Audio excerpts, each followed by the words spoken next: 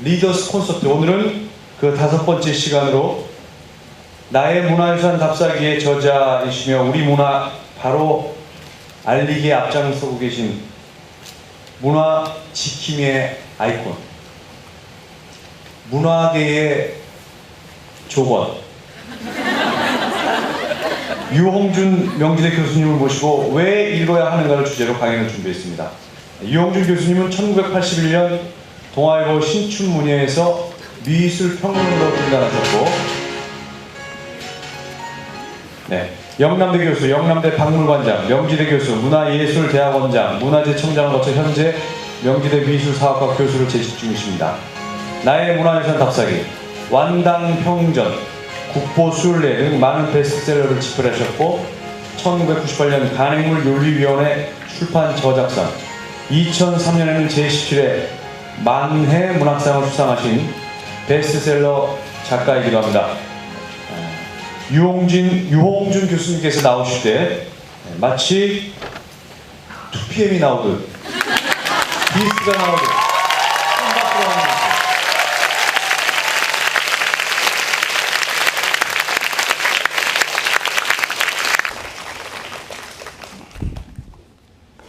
이제 내가 이제 얘기하는 거예요? 네. 네. 전남대생 반갑습니다.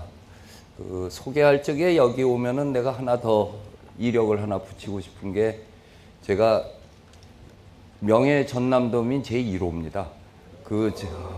나의 문화유산 답사기를 쓴 93년도에 명예 강진군민을 받았고 그 이듬해 명예 전남도민을 받았습니다. 그래서 내 고향 같고 또 뭐 주민세만 안 내지 저 전남도민인 것만은 내가 틀림이 없습니다. 근데 명로진 씨 내가 하나 물어봐야겠는데, 리더스 콘서트의 리가 L이에요, R이에요? 이 리더의 책 읽기입니까? 독자의 책 읽기입니까? 둘 다예요? 둘 다예요. 나는 저 사회를 끌어가는 리더는 아니고 책을 읽는 사람으로서 그렇게 생각을 하고 이 강연에 응해왔기 때문에, 만약에 여기가 저 사회 오피니언 리더들이 모이는 이런 자리라면 내가 안 왔을 것 같아요. 어쨌든 나와 세상을 바꾸는 읽기의 즐거움이라고 하는 거고, 또 언론재단과 조선일보 주최 측에서 얘기는 왜 요즘 젊은이들이 오프라인의 책을 덜 읽고 오프라인 신문은 거의 보지를 않는가, 이 문제에 대해 가지고 이야기를 해달라고 하는 것이 주문이었습니다. 나도 우리 아들 둘한테 신문을 보게 하는데 안 봐요. 근데 뭐 내가 내 아들도 그걸 못하면서 여러분들에게 꼭 해야 된다고 가르칠 자신은 없는데, 그래도 왜 그것이 중요한가 하는 것에 대해서는 이야기를 할 수 있을 것 같아서 이 자리에 여러분들을 만났습니다. 사실 이 읽기 문화에는 몇 번의 문화사적으로 몇 번의 굴절이 있었습니다. 우리 거꾸로 보면은 지금은 온라인하고 오프라인에 있는 매체가 서로 갈등을 일으킨다기보다는 오프라인에서 온라인으로 가는 추세였습니다. 이전에는 라디오 시절 이전하고 이후하고가 또 다릅니다. 라디오가 등장된 이후 우리에게 정보가 주어지는 방식이 달라졌고 거기에 많이 또 의존을 하고, 또 그게 텔레비전이 나오면서 달라지고 있는 면이 있었습니다. 그 전에는 이제 신문이 나왔을 적에 그 전에 독서라고 하는 거는 책이었을 텐데, 아니면은 이런 강연이나 육성에 의해서든 책에 의해서 지식과 정보가 전달되고 또 사상이 피력이 되고 그랬는데, 신문이 나오면서 전달 방식은 완전히 달라졌습니다. 그러니까 책에서 신문으로, 신문에서 라디오로, 라디오에서 TV로, TV에서 이제는 온라인으로 퍼져가고 있는 것이 우리 지식 전달 받고 있는 거에 한 그 문명화의 과정인 것을 어떻게 기피할 방법이 없는 것 같습니다. 근데 각 단계로 갈 때마다 사람들이 항상 우려를 하고 있었던 거인데 그 우려한 내용은 매체가 어떻게 변하든 간에 똑같았습니다. 경박성이라고 하는 거죠. 이 사색과 깊이라고 하는 것이 매체가 발달하면 발달할수록 깎아먹었다라고 하는 얘기입니다. 책에 의해서만 그 우리 정보를 습득하고 있을 적에 신문 쪼가리가 이렇게 나왔을 적에 그 얼마나 경박했겠습니까? 신문을 보고서 그래도 이 독서를, 그것도 독서인데 글을 읽으면서 자기 사고를 해가던 것이 그냥 텔레비전이나 보면서 히히덕거리는 거 보고 얼마나 경박하냐고 얘기를 했지만은 세월은 그렇게 흘러갔고, 그리고 그것이 갖고 있는 부정적인 것을 한편에서는 어떤 식으로든지 자기가 보완을 해서 나가는 것이 현대인의 삶인 게 틀림없는 것 같습니다. 따라서 나는 여러분들에게 온라인 시대에 오프라인을 고집하라는 얘기는 하고 싶은 마음이 없습니다. 대신에 오프라인의 강점은 잃어버리면 안 된다 하는 그 얘기입니다. 이 종이신문하고 인터넷신문하고 다 똑같이 정보를 보여주지만은 가장 크게 나타나는 차이는 기사의 밸류를 오프라인처럼 정확하게 전달이 안 된다고 하는 점입니다. 신문은 딱 펼쳤을 적에 그 기사의 경중을 확실하게 가려가지고 또 독자에게 임팩트를 주기 위해서 면 배정에서부터 사진 관련 기사라고 하는 것들을 쫙 배치를 합니다. 일면에 큰 대문짝만한 글로 해서 나오는 거는 뭐 천지가 요동치는 그런 변화고, 이 신문 기자들이 그 기사를 쓰면은 자기 기사가 크게 나오기를 원하지 않겠습니까? 그건 이제 편집에서 또 데스크에서 이 경중을 가리는데, 그런 중에 이 기자들이 제일 원하는 거가 일톱삼박이라고 하는 게 있어요. 일면에 조그맣게 나오고 일박삼통이구나. 일면에 박스로 나오고 전 기사는 삼면 통으로 해서 써주는 거. 그거는 거기에 또 등장하는 사람도 그러기를 바라는데 그 혜택을 받는 사람은 없어요. 근데 나는 한번 받은 것이 숭례문이 불탔다 했을 때 내가 그 일통삼박으로 해서 싹 발라본 적이 있습니다. 그건 이제 서울시장 후보도 안 되고 대권 후보나 돼야지 받는 그 지면을 그때 전신문을 한번 받아본 적이 있는데, 이 기사의 가치를 받기 위해 가지고서 이런 일면에서부터 유도를 해갖고 3면, 6면으로 가고 관련 기사로 연결해 가는 것이 이 온라인에서는 그런 장치가 제대로 보이지 않습니다. 또 온라인 저도 이용을 합니다만은 거기 들어와 있을 적에 뭐 쭉 들어오면은 이 연예에서부터 별 광고가 다 들어와서 어지러워서 신문을 본다는 그런 것이 아니고 오히려 그냥 내가 필요한 것만 이렇게 찾아보고, 또 나도 가끔 하는데 인기 검색 순위 이렇게 쑥 보다가 있으면 하나 눌러가지고 보기도 하는데, 요즘엔 그래도 이 아이패드를 이용해 가지고서는 넘기면은 신문 보듯이 볼 수는 있는데, 역시 그것은 이 온라인의 신문이고 오프라인의 신문처럼 경중이 구별돼서 나오지는 않습니다. 오프라인에 나오는 32면에 내지 빼고 겉집만 본다고 하더라도 1면에서부터 32면까지 한 바퀴 돌리는 것이 그게 세상입니다. 거기에는 이 세상에서 이루어지고 있는, 그때 이루어지고 있는 모든 것들이 한번 훑는 거에서 다 나오기 때문에 그것을 다 읽는 사람은 없습니다. 아마 신문 기자도 다 안 읽을 거예요.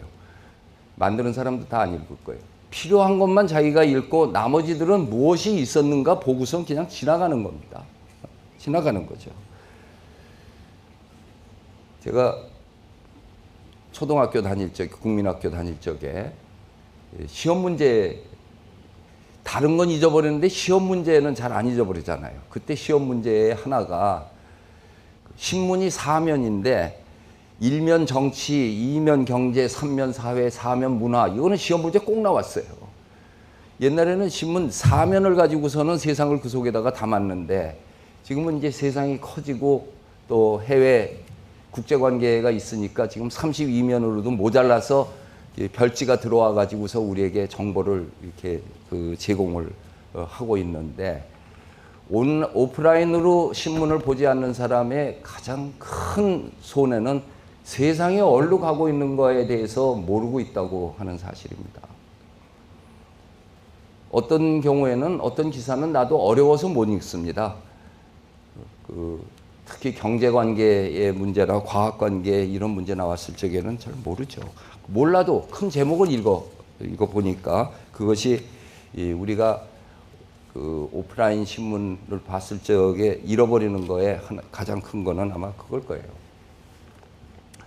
지금 한겨레 신문의 기획위원으로 있는 홍세화 선생이 나는 파리의 택시 운전사라고 하는 그 책을 쓰신 분이잖아요. 그분이 이 군사 독재 시절에 난민전에 관련이 돼 가지고 프랑스에 망명이 돼 가지고서 귀국을 못했어요.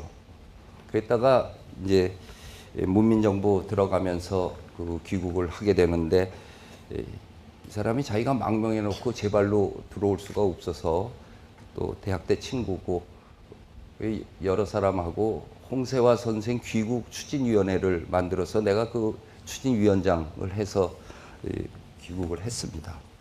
그때 이제 나는 나의 문화유산 답사기를 썼고 그 친구는 나는 파리의 택시 운전수를 썼고 그 택시 운전수 보면 거기 내가 많이 나와요. 그래서 어쩌다가 내가 파리를 가도 만나는 길이 없어서 오래간만에 데려오기 위해서 안 온다는 걸 그 부인하고 얘기를 해서 이제 이런저런 얘기할 적에 외국 살면서 힘들었던 거에서 신문 얘기를 했어요. 여기 있으니까 신문을 보기가 힘들어서 좀 그랬겠구나. 그랬더니 신문은 인터넷으로 해서 봤는데 인터넷으로 신문을 보니까 종래 오프라인으로 봤던 신문을 온라인으로 보니까 그 불편함과 또 거기에서 잃어버리는 자기 선택이나 이런 얘기를 하면서 광고를 못 본다고 그러더라고요. 지금 오프라인에 나오는 신문 어떤 전면 5단통 광고를 해서 나오는 거는 온라인 속에서는 박스로 해가지고 그건 별도로 이렇게 해놓으니까 오프라인에 나오는 광고는 전혀 다른 거예요. 광고도 정보거든요. 그리고 이 시대에 어떤 것들이 5단통을 차지할 수 있느냐 하는 것을 보면은 또 그것 자체가 또 하나의 문화입니다.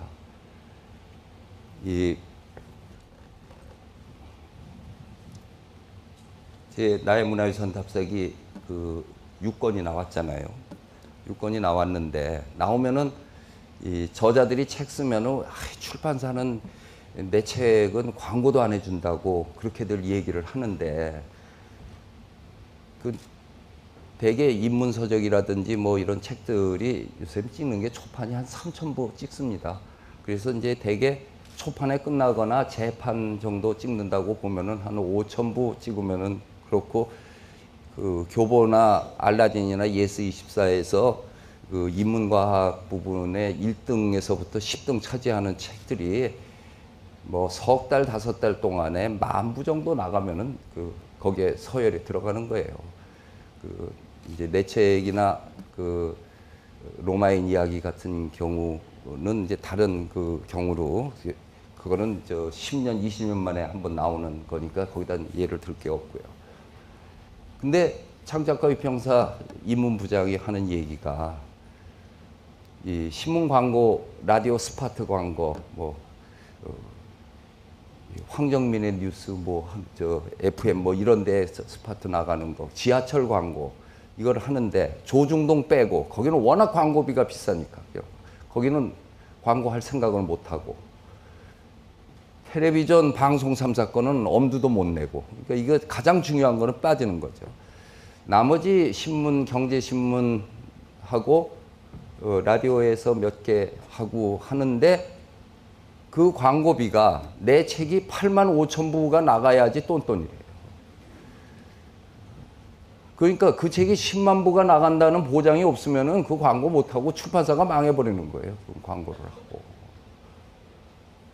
그래서 이런 문제 때문에 일본 아사히 신문 경우에는 아무리 비싸도 일면 밑에 있는 거는 책 광고 아니면 안 받아줬습니다.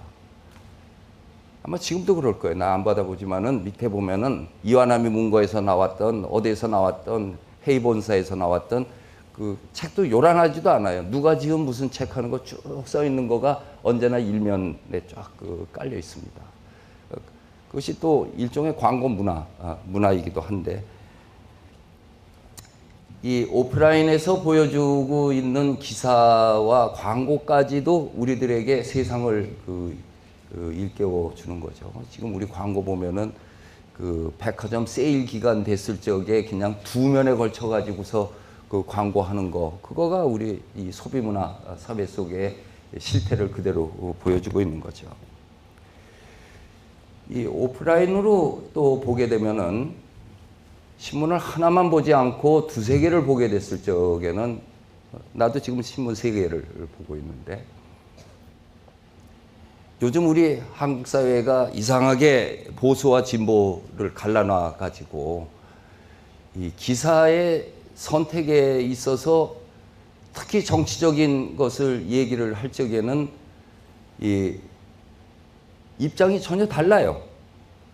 그것이 그 회사, 그 자기 자신이 취하고 있는 것이 진보다 보수다 하는 그러한 그것을 떠나가지고 세상을 보는 시각에 있어서 서로 다른 앵글을, 그 두 신문을, 특히 이 조선일보 주체니까 조선일보에 상대되는 거가 경향 아니면 한겨레잖아요. 그 두 개를 갖다 놓고 보면은 어떻게 다른가 하는 것이 보이고, 그게 우리들에게 상대평가를 하면서 사리를 좀 더 양쪽에서 보고 있는 시각에서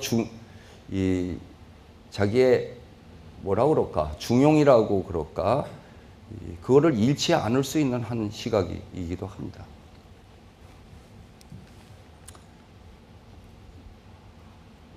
오늘 신문에 기차 타고 오면서 보니까 중앙일보에서는 삼성전자가 마이크로소프트를 등에 업고서는 구글에 대항한다 이렇게 났어요. 조선일보에서는 삼성은 결국 소프트웨어가 약해서 마이크로소프트한테 1년에 3천억을 그 로얄티로 지불해야 된다 이렇게 나와버린 거예요. 어느 시각으로 하는 것이 맞는지에 대해서는 난 모르겠어. 하여튼 두 신문이 그렇게 썼어요. 우리가 객관적으로 전해지는 그 보도 같지만은 그것에 대해서 그 영악한 그 신문 기자들이, 이 시대의 진짜 그 리더가 아니라 그 오피니언 리더들이 그 기사를 어떤 시각으로 쓰고 어떻게 하는가 하는 것은, 그거는 비교를 할 적에 명확히 나오는 겁니다. 그러다가 이제 수준이 높아지면은 이제 그것을 하다 보면은 어느 신문사든지 그 신문사에 사설이 있고 사시가 있는 거예요. 그러면 사설을 보면서 이런 식으로 이런 논조로 얘기하겠구나 하는 것으로 처음에는 그렇게 볼 거예요. 그러다가 나중에 보면은 논설위원은 독자들에게 가리키듯이 쓰지만은 독자는 이제 한 수 올라가 갖고 요놈이 제대로 세상을 말하나 삐딱하게 말하나를 보게 됩니다. 그러니까 사설을 보는 것이 그 사람에게 한 수 배우기 위해서가 아니라 그 사람이 말을 똑바로 하는가 안 하는가를 볼 수 있는 정도가 됐을 적에는 비판적 시각을 가질 수 있는 거죠. 그거는 내가 아는 만큼 보인다고 얘기했던 거에 그대로 들어맞는 것으로, 그런 무엇에 대해서 자신 있게 얘기하는 거는 절대평가만 갖고는 안 됩니다. 상대평가를 해본 사람만이 그거에 대해서 절대적 가치까지도 얘기를 할 수가 있는 거죠. 이게 오프라인이 아니고서는 우리가 받기 힘든 그러한 내용들입니다. 그리고 온라인에 있는 그 기사하고 신문하고 이렇게 비교를 해보면은 이 기자들이 글을 참 잘 쓰거든요. 잘 쓰지 않으면 기자로 뽑나요? 이분들이 해설 기사를 쓰거나 뭘 얘기할 적에 보면은 이 변죽을 울리는 기사도 잘 쓰고, 무슨 말을 하면서 직설적으로 했다가는 명예훼손이나 뭐 이런 걸로 걸릴 것 같으니까 계속해서 행간에다가 집어넣어 놓고 라고 말해서 뭐 했음을 말해줬다. 이렇게 이제 자기가 재해석,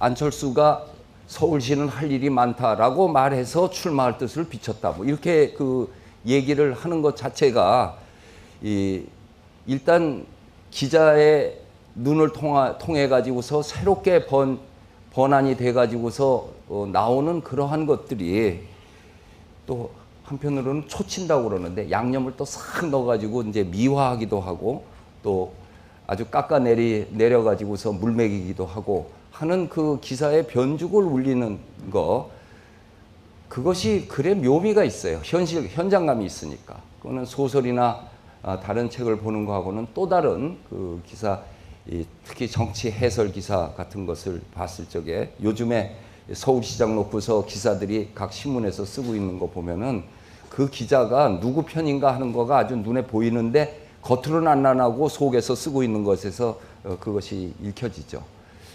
그러한 방법이 직설적으로 뭐는 뭐다라고 얘기하는 것 말고 세상에 글쓰기, 책 읽기에 있어서 그 심도를 읽어가는 그 또 하나의 우리의 그 독서력을 키우는 것이고, 그리고 어느 신문이든지 32개 신문을 보면은 그 신문 편집에는 이 가십이라든지 코너 처리가 굉장히 탁월합니다.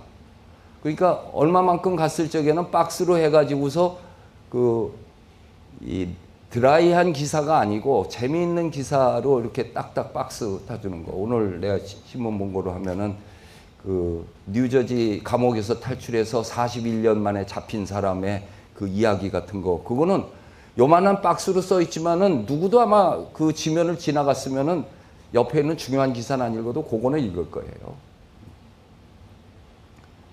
제가 여기 와서 얘기하게 된 게 조선일보의 국보순례 오늘자에 나온 거네. 목요일자에 쓰고 있는데, 또 정확하게 얘기하면은 내 본적은 제한데 어떻게 조선일보에 그 연재를 하느냐 뭐 이렇게 그 얘기를 하는 사람도 있습니다만은 그건 당신들이 분류하는 거고, 내가 말하는 문화유산은 좌도 없고 우도 없고 그 문화유산일 뿐이고, 신문사가 얼마나 콧대가 높은데 내가 글 하나 쓰겠습니다라고 천하의 어떤 리더도 신문사에다 대고 나 지면 쓸 테니 지면 주시오 이렇게 말 못합니다. 거기에 보면은 뭐 편집자에게라고 쓰는 투고, 그러고 주면은 괜찮으면은 실어주고 말면 말아주는 것이지, 내가 글 쓰고 싶은데 지면 달라고 하는 거는 어떤 신문도 허락도 안 할 것이고, 그랬는데 신문에서 나에게 고정지면 매주 목요일자에 그거를 준다고 그러는데 그거를 왜 안 받아요? 내 칼럼을 갖는 건데. 그러니까 그건 어느 신문이 됐던 우리 문화유산을 그렇게 이야기할 수 있는 기회를 받았을 적에는 그걸 하는 것이 내 일이기 때문에 그 글을 쓰고 또 책으로 나오고, 우리나라 국보로 지정된 것만 해도 400개가 넘으니까 1년 쓴다고 해봐야 쉬운 2개나 뭐 언제 끝날지 몰라. 그래서 언제 끝나냐고 했더니 못 쓰면은 끝난대. 글 쓰다가 지루하고 이 열동열이 떨어지면은 그 집도 장사니까 나 없애버리고 장사 잘 되는 사람으로 이제 바꿔치기 하겠죠. 그렇다고 해서 내가 안 떨어지려고 열심히 잘 쓸 의사가 있는 거는 아니고, 어찌됐든 간에 그런 그 지면 속에서 그 코너 처리를 해서 전에 조선일보 논설위원이 하는 얘기가, 그 지면이 사설하고 오피니언들 있는 속에 이렇게 박스로 나와 있거든요. 일주일마다 바뀌어서 최재천이가 인간과 자연에 관해서 쓰고, 정민 선생이 세설신어라고 해서 쓰고, 주경철이 히스토리아라고 해서 쓰고, 우경아 하는 사람이 서양 미술사나 이렇게 이 6명이 돌아가는 거예요. 그 지면이 본래는 그 일제 강점기에는 호암 문일평이라고 하는 우리 문화사가의 고정 칼럼이었어요. 그래서 그분이 쓴 화하만필이니 이런 책들이 거기에 쓴 거에 연속이고, 돌아가신 이규태 선생이 그 지면을 썼어요. 그리고 나서 조용철하고 이덕일하고 둘이 쓰다가, 옛날에는 이 제너럴리스트가 그 지면을 쓸 수가 있는 거예요. 뭐든지 다 쓸 수 있는 거예요. 근데 세월이 이제는 스페셜리스트가 아니면은 그걸 커버할 수가 없으니까 한 사람이 쓰던 거를 6개로 동강을 내 가지고 전공으로 쓰게 해버린 겁니다. 그것도 우리 신문의 변천사에서 굉장히 중요한 그 변화의 한 상징을 하고 있는 겁니다. 이제는 어떤 누구도 그 지면을 매일 앉아서 그 무엇을 쓸 수 있는 그런 세상은 아닌 거예요. 그래서 그렇게 해놓고 보니까 사람들이 사설이나 오피니언은 제목만 읽고 그거는 읽는데, 그거는 영양가가 있잖아요. 그거 읽으면 뭘 주워들어도 하나 주워들으니까. 거기다가 본래 5.7매를 쓰는 건데 내가 다 0.5매는 빼버리고 거기다 사진을 갖다가 꽉 박아버리니까 양쪽에 완전히 흑백에다가 거기 그냥 내 것만 그 손톱만 하지만은 칼날로니까 강해가지고 이 독자를 빨아들이는 게 있어서, 그건 신문으로서는 이 좋은 효과는 아닐 거예요. 본래 자기네들이 사설 같은 게 더 읽어야 되고 이건 코너여야 되는데 오히려 코너로 사람들이 모이는 이런 거가 된 거죠. 어찌됐든 영양가 있고 우리에게 기쁨도 주고 지식을 주는 코너들이 신문에는 매일 어디에고 나타나고 있는 건데, 오프라인을 신문을 안 보는 사람은 그건 놓치는 거죠. 학교에서 배우는 것보다 길바닥에서 주워 듣는 게 훨씬 많습니다. 그렇죠? 학교에서 수업 시간에 받는 거 그거 다 이제 조금 있으면 잊어버릴 건데, 그냥 목욕탕에 갔다가 어쩌다 신문 뒤적이다가 본 기사라든지 길에서 어느 아줌마가 한 얘기는 평생 잊어버리지 않는 것들 있는 거하고 똑같은 거예요.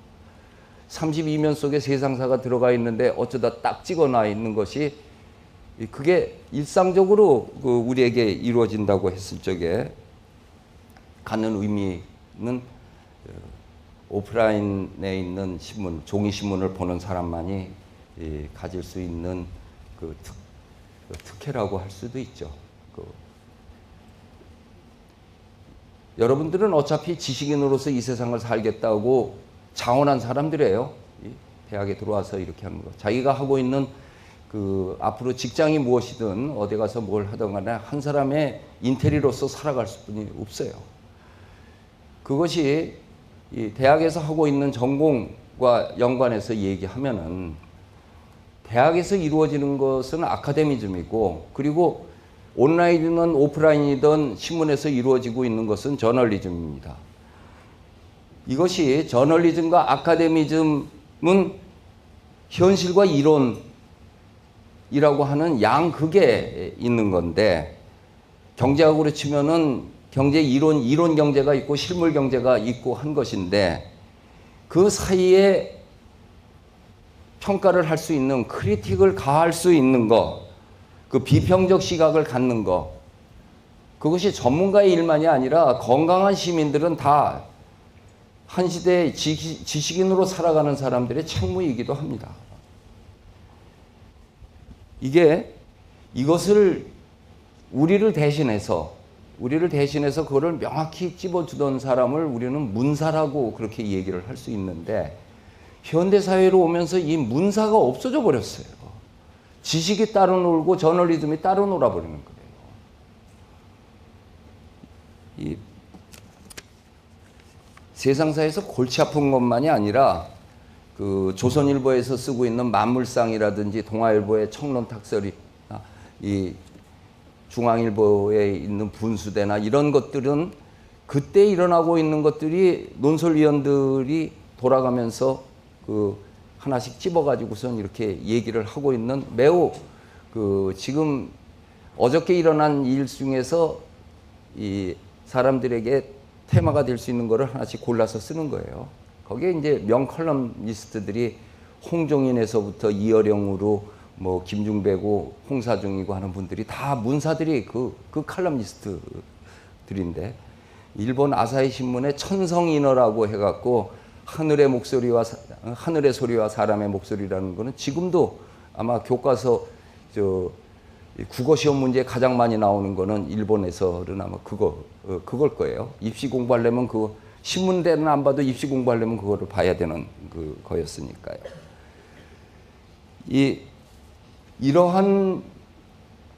이러한 것들을 우리들이 문사를 잃어버리게 되니까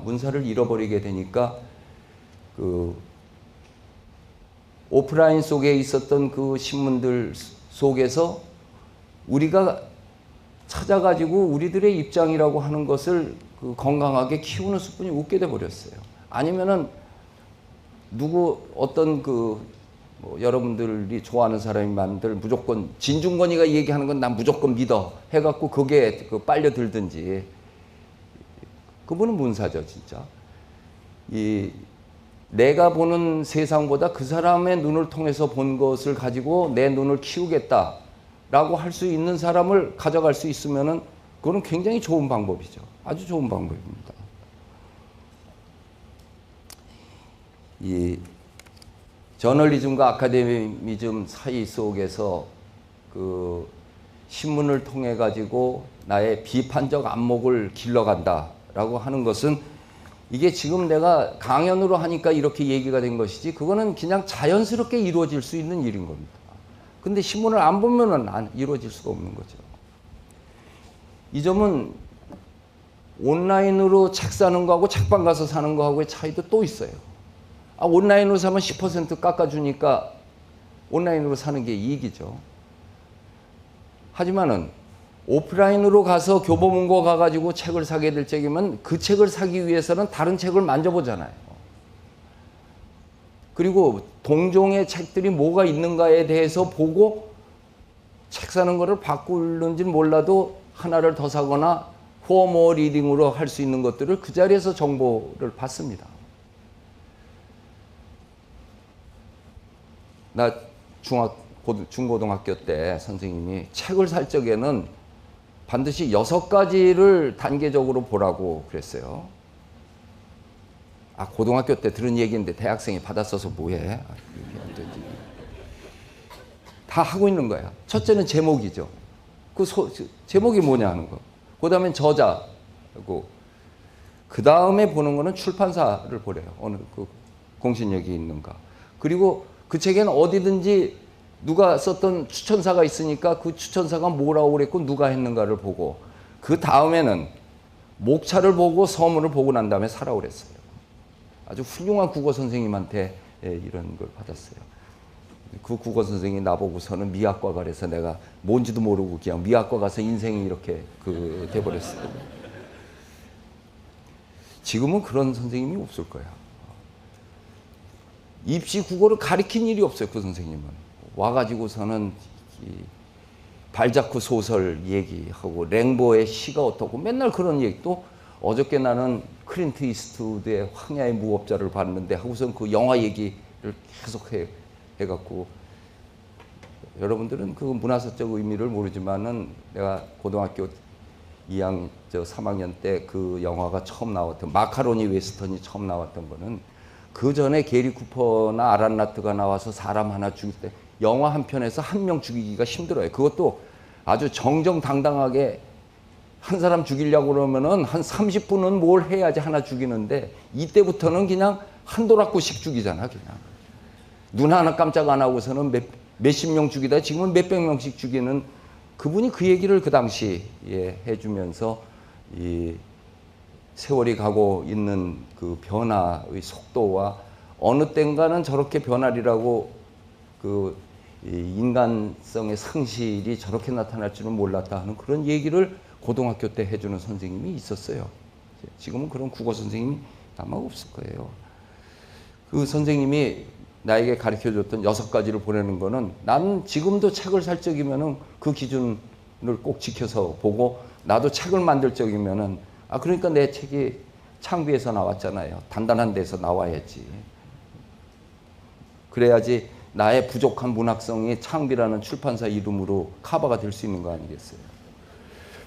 그리고 서문 쓴 데는 박완서나 고은 선생 같은 분들이, 백낙정 선생이 다 해주는 거고. 어찌됐든 간에 나는 60대가 돼가지고 환갑이 넘어서 2년 후에는 정년퇴임을 할 수뿐이 없는데, 오프라인의 뿌리를 뒀지만은 온라인을 버리지 않고 나로서는 진화하겠다고 노력하면서 살고 있어요. 여러분들 원로 교수, 환갑 넘은 선생, 인터넷 못해서 조교시켜갖고 이거 해오라는 사람, 원고 쓴 거 타자 쳐오라는 사람 있잖아요. 나는 최소한 그러지 않았어요. 내가 인터넷 할 적이면 애들들이 와서 신기하고, 내 5손가락을 다 쓰거든요. 내가 이거 쓰느냐고 메밀꽃 필 무렵하고 별을 얼마나 쳤는데, 그냥. 그래서 150자 칠 때 치고 난 다음에 인터넷 컴퓨터를 했으니까 한 번 참을성을 갖고 하면은 끝까지 편한 건데, 그렇지 않으면 맨날 독수리 타법을 해야 되는 거 아니에요. 어쨌든 나 같은 사람도 오프라인에 살면서 그 온라인 없어도 살지만은 그렇게 진화하면서 살려고 하는데, 여러분은 온라인으로 어차피 진화하면서 살지만은 오프라인이 갖고 있던 뿌리를 흔들리면은 붕 뜨게 된다는 사실을 명심해야 될 겁니다. 나는 이 시대를 살기 위해서 아직까지도 내가 언제까지 살지 모르지만은 업투데이트한 거에서 낙오되지 않으려고 온라인에 이 늙은이가 노력하는 것만큼 여러분의 젊은이들은 본래 갖고 있었던 뿌리를 잃지 않으려고 노력하는 게, 내 아들은 안 하지만은 포기했으니까 여러분들은 절대 그걸 타산지석으로 삼아가지고 자기가 갖고 있는 지식과 모든 정보의 뿌리를 잃지 마십시오. 요 다음에 여러분들이 무엇을 하든 간에 제가 인생 선배로서 이야기하고 싶은 것은 그 부분입니다. 지금 광주 비엔날레, 디자인 비엔날레 멋있게 하고 있잖아요. 96년도 제1회 광주 비엔날레 때 커미셔너가 저였습니다. 그게 답사기 6권의 그 과정도 썼죠. 그리고 그걸 마지막으로 하고 나는 미술평론을 끝내버렸어요. 그리고 미술사로 이제 전념을 하게 됐습니다. 이유는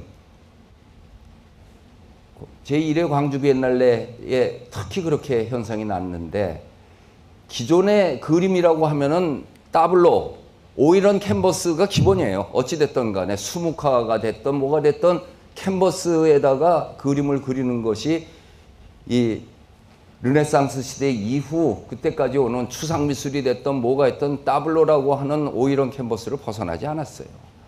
근데 그때부터 설치미술이 들어오고 비데오 아트가 일반화되기 시작하고 라이트 아트, 키네틱 아트, 배지 미술 이런 것들로 쳐들어오고 컴퓨터 아트까지 생기니까, 난 그때는 컴맹이었는데, 내가 젊은 작가들의 작가적 발상을 모르겠어요. 이 비평, 크리틱이 갖고 있는 것은 어떤 예술 작품이 잘 그렸냐 못 그렸냐에 대한 재단적 비평을 하는 것이 기본으로 생각되지만은, 그것 못지않게 중요한 거는 감성적으로 만들어진 예술 작품을 논리적으로 풀어서 대중들도 거기에 공감할 수 있게 하는 창작가의 대변인 역할을 해야 되는데, 내가 그 대변인 역할을 못 하겠는 거예요. 왜 그 작품을 했는지 모르는데 그게 잘 됐다 못 됐다를 어떻게 평가를 하겠습니까? 그럴 때는 빨리 포기하는 것이 상책입니다. 노름판에서 돈 잃었을 적에는 빨리 도망가야지, 거기 기다렸다 개평 얻어가면 사람만 취해져 버리고 이상해지는 거거든요. 그 대신에 나는 죽은 사람에 대해서는 평할 자신이 있어서 미술사로 간 거예요. 그 변화의 속도라고 하는 것이, 그 변화의 속도가 그때 팍 일어나고 있을 적에 이게 내가 방해되는 거예요. 나 같은 사람이 없어져 버릴 적에 그걸 갖고서는 알지도 못하면서 이렇게 저렇게 하고, 또는 신문에 컬럼을 갖고 평을 쓰면서 그런 작업은 언급하지 않고 지가 아는 것만 쓰고 했을 적에 거기에 오는 간접적인 그 피해는 그거는 시대 정신의 죄악이기도 하죠. 그래서 이건 이제 나는 이 시대에 새롭게 등장하고 있는 아티스트들을 비평적으로 증언할 수도 없고 평가할 수도 없다는 걸 절감을 하고 그리고 평론에서는 손을 뗄 수뿐이 없었습니다. 배워서 할 수 있으면은 하려고 했지만은 배워서 할 수 있는 문제는 아니었어요. 그래도 온라인으로 진도가 나가고 있는 속도에 낙오되지 않으려고 이 매물꽃 필무렵을 치면서 이 컴퓨터로 해서 지금 이 온라인을 버리지는 않고 살고 있는데 안타까운 것은 그 사람들하고 얘기할 적에도 정통 더블로 작업이 갖고 있는 거에 대한 존경심, 기본은 거기 있다라는 것을 버린 사람은 작가로도 크지 못하더라고요. 그것이 기본인 속에서 무엇을 한다고 하는 것이 보여졌던 작가들이 우리가 지금 현대미술에서 알고 있는 그런 사람들입니다. 사실 여러분들이 내가 하는 얘기를 얼마큼 절감할런지는 모르지만은 혹시 나한테 와가지고 얘기를 들으면은 나도 어떻게 요 다음에 밀리언셀러가 될 수 있는 글쓰기에 대해서 도움을 받지 않을까 기대하고 온 사람이 있을 수도 있어서 내가 책이 오프라인 읽기가 주제지만은 읽기와 뛸 수 없는 글쓰기에 대해서 잠깐 말씀드릴까 싶습니다. 그거는 사실 나보다 인디라이터 명로진 선생한테 해달라고 하는 것이 훨씬 더 교육적이고 또 책도 많아요. 어떻게 글 잘 쓰는가는 명 선생 책을 보면 돼. 나는 그런 거는 없고 그냥 근데 한마디로 나는 글쓰기 수업을 받아본 일이 없습니다. 이 신문 잡지를 읽으면서 또 때로는 아주 명징스러운 글이다 생각하는 거는 오려 가지고서 스크랩을 해서 갖고 있으면서 그러면서 내 글을 익혔던 것 같아요. 그러다가 나도 이제 컬럼을 쓰는 사람이 됐는데 내가 쓰고 있는 국보순례가 5.2매예요. 어찌됐든 내가 하고 싶은 얘기는 5.2매 넘으면은 기사가 받아주지도 않는단 말이에요. 신문을 확장할 수 있는 것도 아니고. 무척 고통스러운 겁니다. 어떤 거는 아마 상하로 나눴으면 좋겠는데 그것도 허락하지 않아요. 그날은 그걸로 끝나야 돼요. 이제 그렇게 100회가 넘어가니까 난 세상 만사가 5.2매로만 보여. 이렇게 보이는 게. 뭘 얘기해도 5.2매로 하려면 내 자신 있어. 그거를. 근데 그 5.2매 속에 반드시 기승전결을 집어넣어야 돼요. 그냥 맹숭하게 흘러가는 거면은 벌써 거기 신문사에서 쫓겨나서 내가 글을 못 썼을 거예요. 음식에 처음에 전체가 있고 디저트가 있고 메인이 있듯이 그 리듬을 맞춰주지 않으면은 우선 첫째로 독자가 끝까지 읽어주지를 않는 겁니다. 이 기승전결이라고 하는 것이 꼭 소설 속에서만 나오는 것이 아니고 하나의 글쓰기 속에서 나와야 되고 또 한 번은 어떤 경우에는 반전이라고 해서 아주 충격요법으로 가는 수가 있어요. 반전은. 이 옛날 사람들이 반전을 옛날 분들은 글을 쓴 것 속에서 상당히 참 문화유산 답사기 속에 많이 인정을 했습니다마는 이 세상사에 실력 있는 사람이 쉽고 짧고 간단하게 얘기해요. 이거 실력 없는 사람이 복잡하고 어렵고 알아듣기 힘들고 길게 얘기하지 아주 명쾌하게 얘기하고 쉽고 짧고 간단하게 얘기하는 사람이 제일 실력 있는 사람이에요. 그래서 옛날 사람들이 쓴 글을 보면은 굉장히 쉽고 짧고 간단해요. 그게 문집에 남아있는 글을 쓰니까. 지금 그건 따로 준비는 안 했는데, 이 뒤집을 적에는, 누구를 뒤집을 적에, 누구를 비판할 적에는 앞머리에다가는 무지하게 칭찬을 합니다. 추사 김정희가 귀양살이 갔다 와서 이 용산 한강변에서 살고 있을 때 흥선대원군이 난초를 배우러 왔어요. 그래서 한참 가리키는데 이번에는 또 정치적 사건에 배후 세력으로 몰려서 북청으로 귀양 갔어요.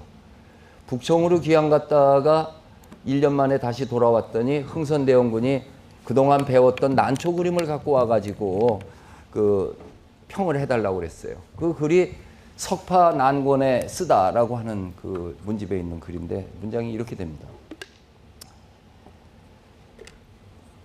대감님의 난초 그림이 이렇게 발전했을 줄은 몰랐습니다. 압록강 이동에 대감 같은 난초 그림은 없습니다. 요즘 뭐 한수 이남에 이런 거 이렇게 얘기하는데 옛날에 압수 이동에, 예? 압수 이동에 이런 것 한반도에서 우리나라에서 최고다라는 얘기죠. 나에게 난초를 구할 사람은 차라리 석파에게 구하는 것이 낫겠습니다. 그렇게 칭찬을 해. 근데 연인아 이렇게 얘기하고 있어요. 아무리 9,999분을 이루었다 하더라도 마지막 1분을 이루지 못한 것은 미완성입니다. 그 마지막 1분은 이제까지 했던 노력을 갖고 되는 것은 아닙니다. 그렇다고 해서 인력 바깥에 있는 것도 아닙니다. 그럼 뭐야? 더 열심히 하려는 거 아니겠어요? 지금 2% 부족하다고 우리 뭐라고 그러는데 그분은 0.01% 부족하다고 이렇게 얘기했어요. 앞에서 참 칭찬을 해서 정말 멋있다 이렇게 얘기를 했는데 뒤에 가서 그렇게 얘기해요.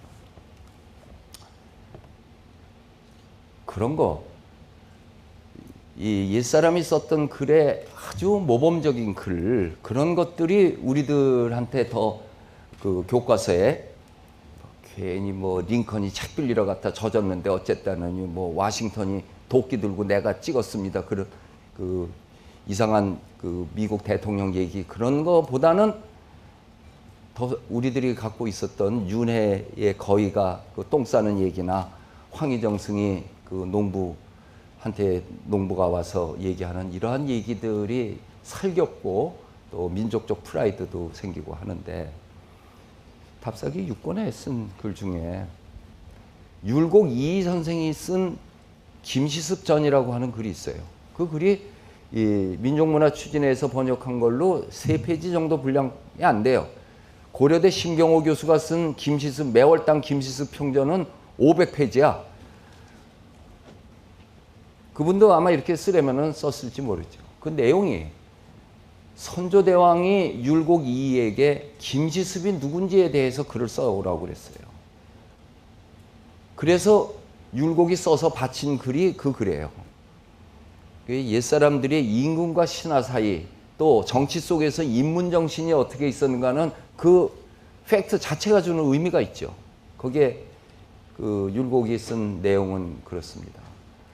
김시습은 어려서 영특해가지고 5살 때 뭐 8달 됐을 적에 글을 읽기 시작해서 5살에 시를 지어서 세종대왕이 그 얘기를 듣고 승정원 비서를 시켜가지고 한번 테스트하라고 했더니 네 이름 시습이라고 하는 이름을 넣어서 시를 줘봐라 했더니 내시강보 김시습 해서 여기에 실려올 적에는 기저귀에 쌓였던 김시습이었죠. 이렇게 써가지고 아주 그 놀라운 빛을 보이는데 세종대왕이 직접 만나보고 싶지만은 여태까지 임금이 민간의 어린애를 그랬다는 예가 없으니까 내가 그 선물을 줄 테니 가져가고 그 사람들에게 집사람들에게 재주가 드러나지 않게 잘 키워라.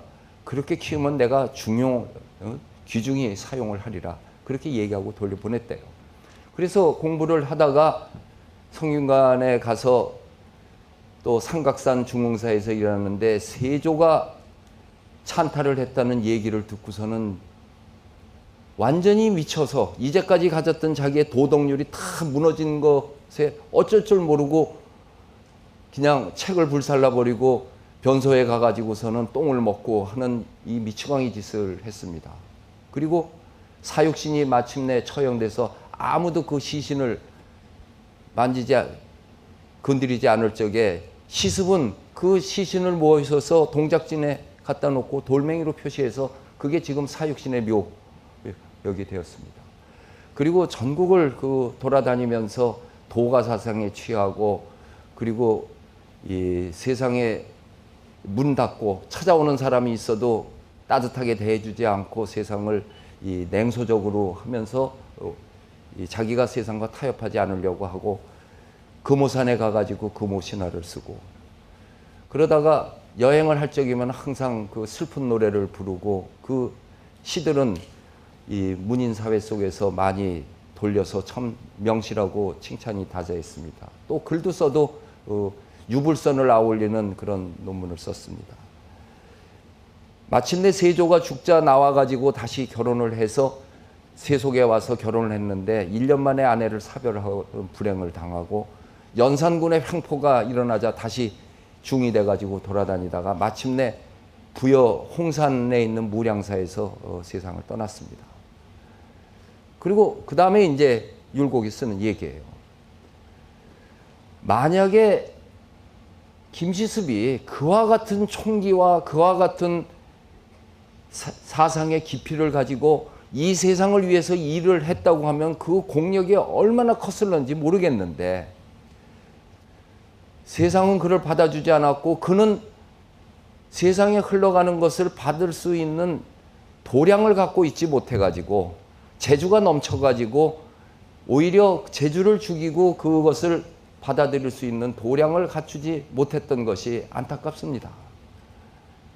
그래서 세종대왕이 그 얘기를 한 거예요. 재주 드러나지 않게 잘 키우라고. 근데 어차피 그렇게 못됐던 거죠. 그러나 그가 세월의 흐름 속에서도 끝까지 변절하지 않았던 것은 백세의 교훈이 되고도 남습니다. 이게 끝이에요. 그 글에. 내가 그 감동을 다 전하지는 못했을 것 같은데, 그 글을 읽는 속에서 우리는 세종대왕, 김시습, 율곡, 모든 사람들이, 그 시대 사람들이 갖고 있는 이거를 집어넣는 것인데, 이러한 형식들이 글 쓰는 재주로 해서 나오는 것은 아닌 것 같습니다. 좋은 글을 쓸 적에는 첫째는 그가 얘기할 수 있는 깊이와 내공이 있어야 되는 거예요. 해겔이 변증법에서 얘기하기로는 모든 형식을 규정하는 것은 내용이다. 내용이 형식을 규정하지 형식이 내용을 압박하지는 않는다고 그랬어요. 다만 내용이 형식을 만들어내고 그렇게 만들어 놓은 형식은 다음 내용을 규약한다. 이렇게 얘기한 게 변증법이죠. 그러니까 처음에는 자기가 담고자 하는 내용이 풍부해야 좋은 형식이 나오는 겁니다. 그 점에서 주제가 확실해야 되는 거죠. 그리고 난 다음에는 기존에 있었던 형식으로는 담아지지 않을 적에는 자기 목소리로 나갈 수뿐이 없는 거예요. 내가 문화유산 답사기 쓰면서는 논문 형식도 안 되고 소설 형식도 안 되고 내 그냥 답사기 채로 쓴 거예요. 그래서 내 책이 유명해지고 교과서에도 실리고 그렇게 되니까 사람들이 이게 뭐 단순체냐 화려체냐 뭐 만연체냐 이게 이제 따지기 시작을 하는데, 창비에 있는 이시영 시인이 이거는 족보에 없는 수다체라고 이름을 짓는 수뿐이 없다. 사랑방 할아버지 이야기체거나 카페에서 여자들 제잘되는 그런 거든지 그냥 버스 안에서 학생들한테 했던 구어법이 그냥 들어와 가지고 이제까지 문어체를 존중하고 있었던 문단의 신선한 그걸 준 것이 독자들이 끌어갔다는 거죠. 내가 한 가지 분명히 얘기할, 아까 명로진 씨가 소개했듯이 문화유산 답사기 6권, 화인열전 2권, 완당평전 3권, 국보술래 1권, 다 합치면 몇 권인지 모르지만 전부 베스트셀러 한 거예요.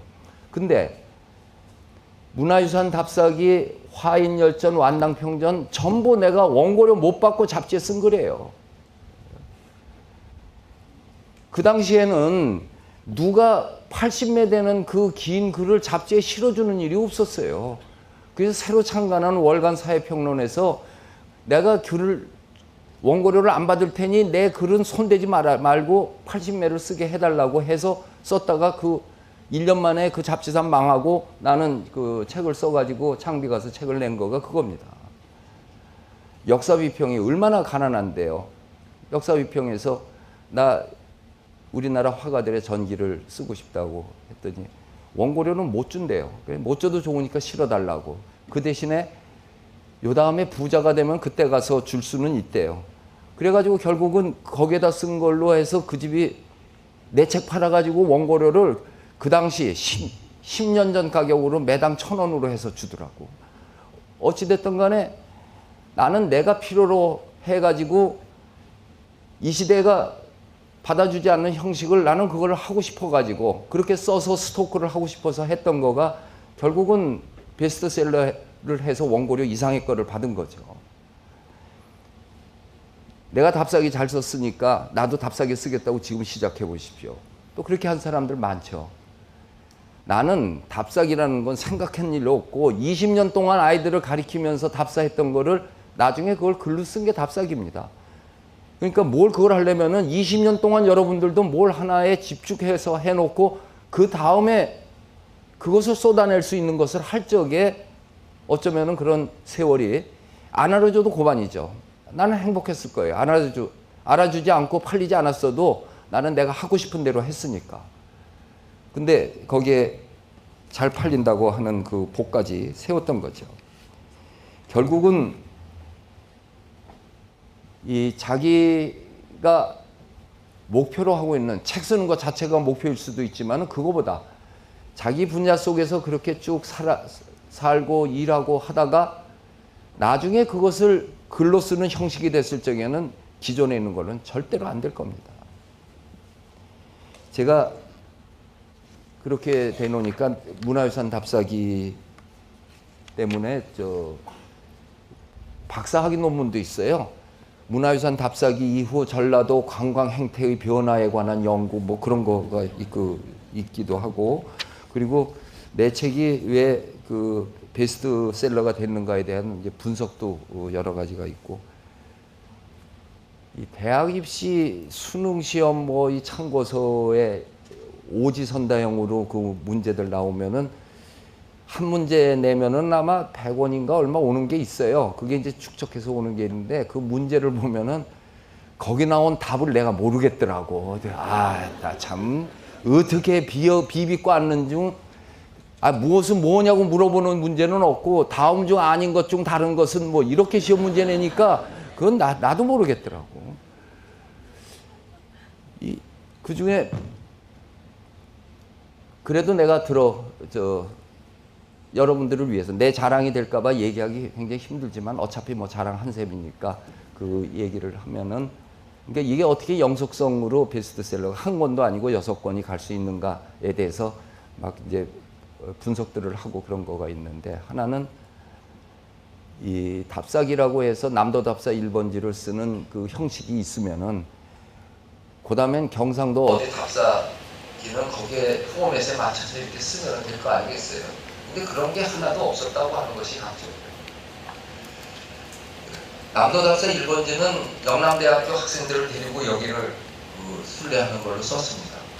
그거는 나의 트릭이었는데 나도 굉장한 행운하였어요. 영남대학 학생들을 데리고 전라도를 칭찬했을 적에는 지역적 편애라는 말을 못할 거 아니야. 만약에 그 책을 전남대 교수가 썼으면 아마 사람들이 욕 돼지겠을 거야. 지 고향이라고 그렇게 얘기할 수 있는 거야. 내 고향은 서울이라는 얘기를 누누이 강조해서 쓴 거는 나에게는 지역적 편애가 있지 않다라고 하는 걸 강조한 거고 그리고 우정 TK 성골 진골들을 데리고 여기를 온서 걔네들이 강화문한 소리 이야기로 전했던 것이 그 남도답사 1번지니까 하면은 서산마을골 얘기는 내 동생하고 제주씨 데리고 가족여행으로 갔을 때 형식으로 했고